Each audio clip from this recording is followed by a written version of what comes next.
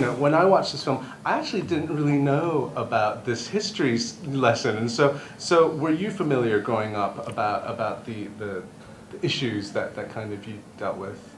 Oh, the story of the abdication crisis, certainly in England, is still a well-known story. I mean, it's the only time in English history that a king or queen has voluntarily given up power, given up the throne, and the fact that he did it for love and of an American, Wallis Simpson, who was twice divorced, is still an extraordinary enough story that everyone knows it. In America, I think it's still quite well known.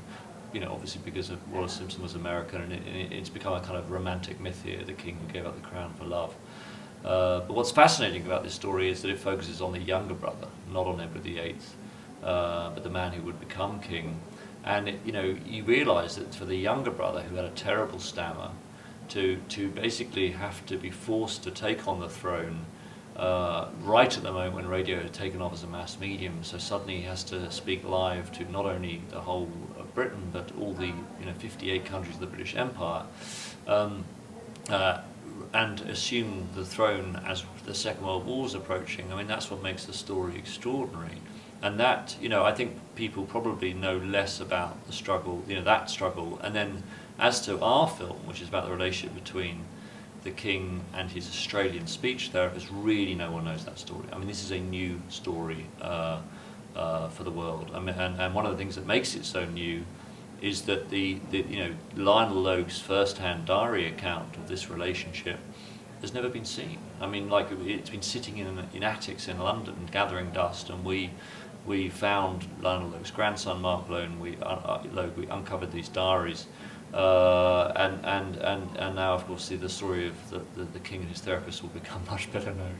But I find, because Jeffrey was saying that how he was also going through these diaries, and it was very specific about like the day's events and things. So it's almost like giving you stage direction. Yes. So what was that kind of like? It's like a treasure trove of like. Oh, it was a real treasure trove of information. It was thrilling because as a director, I love any clue that takes me behind the cliche. So for example, if you look up on the internet, you'll see King George VI sitting at a big desk with some grand microphones built in sort of wood, in mahogany, in a big grand room, and he's apparently making the king's speech.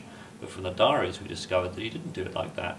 He did it in a small back room. He did it standing up with his jacket off, with the window open, with his tie loosened, at a small school desk that had been propped up on blocks of wood, surrounded by cosy fabrics, it was a complete secret how he did it, because these are all the things he needed to move around and feel free to perform well. And then he would obviously sit down at the smart desk with the naval captain's uniform on and get his photograph taken. And as a director, those little clues give me a sense of the man, the man behind the image, and I think create for the audience a thrilling sense of being initiated into a secret life behind the royal family, which is kind of what this film's all about.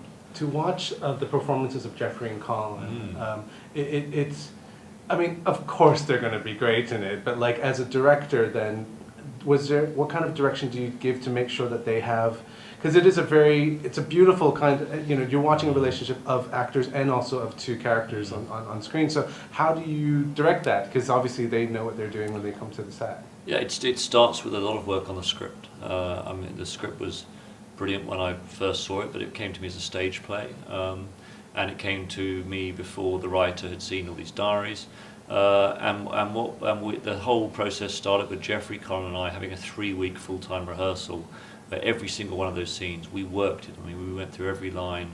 Any false line would be rewritten. We'd improvise to find a better way of doing it.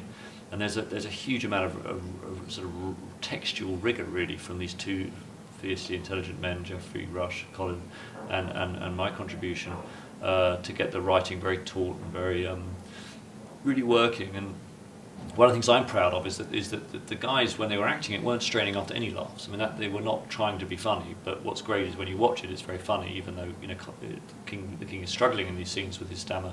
If watching it from the outside, the humour plays beautifully.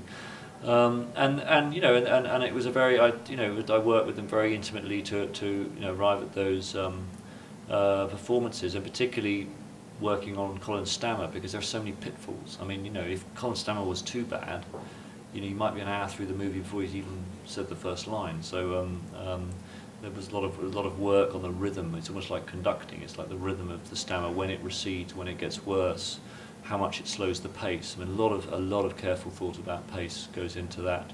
And things like, I shot the very first time they meet, I shot on the first day of the shoot, so that they were getting to know each other as film actors on camera for the first time, and they were getting to know each other as men as first time. And there were little things like that that helped.